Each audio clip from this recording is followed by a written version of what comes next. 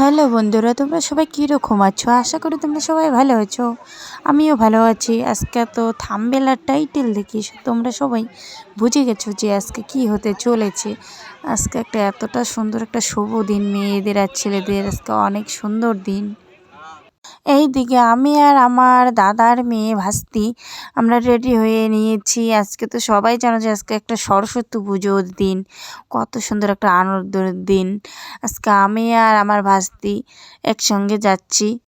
আর দেখো পেছনের ওয়েদারটা কত সুন্দর লাগছে। আমরা এখন স্কুলে পৌঁছেছি, প্রাইমারি স্কুলে। অঞ্জলি দেওয়া হয়ে গেছে, আরও অঞ্জলি দেওয়ার বাকি আছে।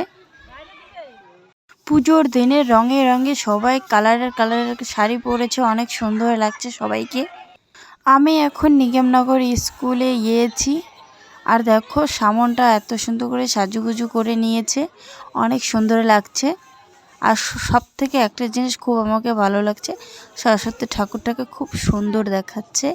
আর আশেপাশে খুব সুন্দর করে সাজাইছে, ফুল দিয়ে সাজুগুজু করে নিয়েছে। তিনটা ছেলে পাঞ্জাবি যে পরেছে, দুইটা লাল কালারের একটা হলুদ কালারের, বাচ্চাগুলো ফটো তুলতেছিল।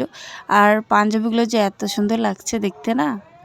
সরস্বতী পূজার উপলক্ষে কেউ হলুদ শাড়ি পরেছে, কেউ হলুদ পাঞ্জাবি, লাল পাঞ্জাবি, সবাইকে খুব সুন্দর লেগেছে দেখো। আর রঙে রঙের শাড়ি পরেছে মেয়েরা।